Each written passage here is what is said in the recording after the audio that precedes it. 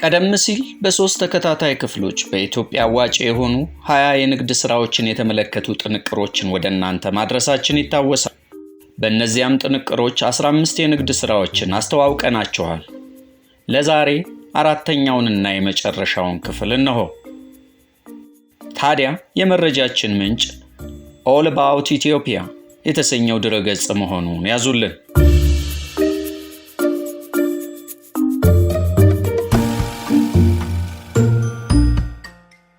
16 የልብስ ማጠብ ወይም ላውንደሪ አገልግሎት። አብዛኛዎቹ ኢትዮጵያውያን ቀላል ነገሮችን በራሳቸው ለመከወን በቂ ጊዜ የላቸውም። ለምሳሌ ያህል ልብሶቻቸውን ለማጠብ። ከዚህ በተጨማሪ በአፓርትመንቶችና ኮንዶሚኒየሞች ውስጥ የሚኖሩ የቤት ሰራተኛ የሌላቸውና መካከለኛ ገቢ ያላቸው ያላገቡ ሰዎች ቀላልና በጣም ትርፋማ ስራ አለ። የመነሻ ካፒታሉም 2 ማጠቢያ ማሽኖች፣ ካውያዎችና ጥቂት ሌሎች ዕቃዎች መግዣዎችን ያካትታል። አንዴ የመጀመሪያ ኢንቨስትመንት ከተደረገ በኋላ ግሩም የደንበኛ አገልግሎትና ቀሪዎቹ ወጪዎች ደግሞ ለቤት ኪራይ፣ ለደሞዝና ለሌሎች ወጪዎች የሚውሉት ብቻ ናቸው።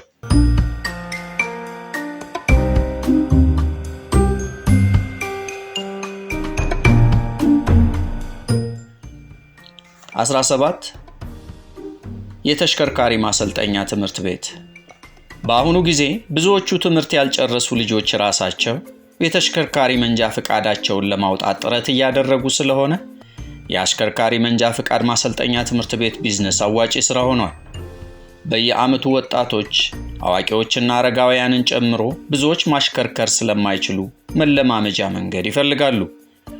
በቅርቡ ብዙዎቹ በህገወጥ መንገድ የተቋቋሙ የመንጃ ፈቃድ ትምህርት ቤቶች ላይ እርምጃ እንዲወሰድ ውይይት ሲደረግ ነበር።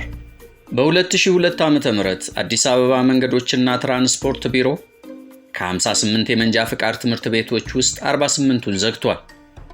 እንደዚህ አይነት የማይታሰብ እርምጃ አሁንም ያሉት ላይ ሊወሰድባቸው ይችላል። ይህም በዚህ ቢዝነስ ላይ መሰማራት ለሚፈልጉ መልካም አጋጣሚ ነው። ማሰልጠኛ ትምህርት ቤቶቹ ግን በስራ ላይ ያሉትን ሁሉንም ህግጋት አክብረው መስራት አለባቸው። በተጨማሪም ጥሩ አሽከርካሪዎችን ለማፍራት ትኩረት አድርገው መስራት እንጂ ሰልጣኞች ለፈተና ዝግጁ እንዲሆኑ ብቻ ማተኮር የለባቸውም።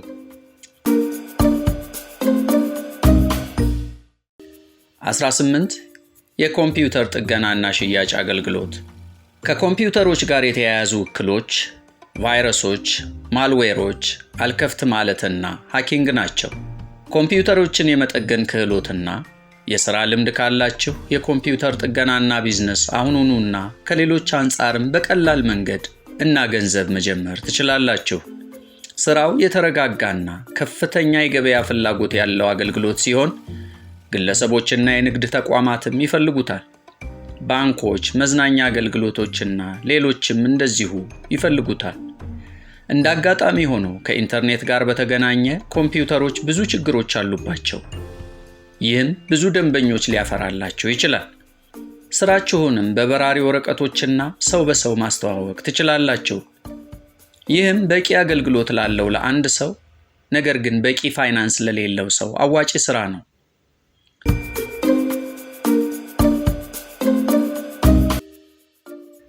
19 የመኪና ማስዋብና ዲኮር ስራ።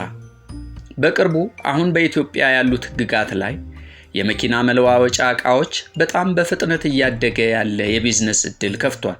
በላይ ጌታቸው የፓሌስ ዲኮር ባለቤት ሲሆን አዲስ አበባ ጉለሌ አካባቢ የሚሰራ ንግዱንም በ80,000 ብር ካፒታል የጀመረ ነው።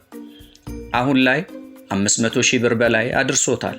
የመኪና ዲኮር የተለያዩ አገልግሎቶችን ለምሳሌ የጭቃ መከላከያ፣ የመስታወት መከላከያ፣ የፓራውልት መከላከያ፣ የነዳጅ ታንከር ክዳን፣ የመኪና ቅባት፣ ክላክስና ሌሎችን ብዙ አማራጮች አሉት።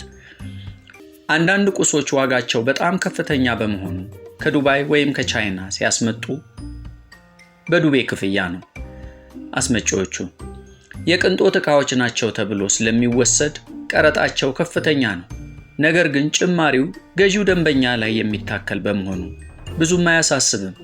ብዙዎቹ የመኪና ዲኮር ደንበኞች የታዋቂዎቹ የቶዮታ ቪትስ፣ ያሪስ ወይም ኮሮላ መኪኖች ወጣት ደንበኞች ናቸው።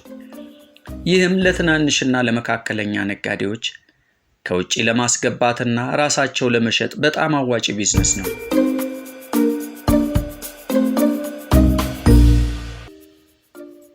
20 ጨውና ሳሙና ማምረት። ሁሉም ሰው ጨውና ሳሙና ይፈልጋል።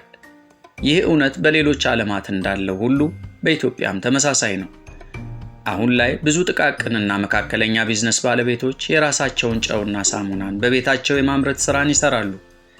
ጨው አፋር ላይ ከሚገኙ ግዙፍ አምራቾች በመግዛት በራሳቸው ፈጭተውና በተለያየ መጠን አሽገው ያቀርባሉ። ዋናው ተግዳሮት የገበያ ድርሻ ማግኘት ነው። ይህንንም ጥሩ የንግድ ዝናና ጥሩ የሚንቀሳቀስ የማርኬቲንግ ቡድን በማግኘት ማሳካት ይቻላል።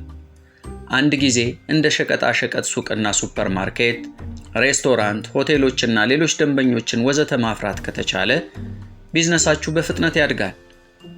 የሳሙናውም ተመሳሳይ ሲሆን አመራረቱና ሽያጩ ላይ ከጨው በተወሰነ መልኩ ይለያል። አበቃን። የመረጃችን ምንጭ ኦል አባውት ኢትዮጵያ የተሰኘው ድረገጽ መሆኑን ያዙልን።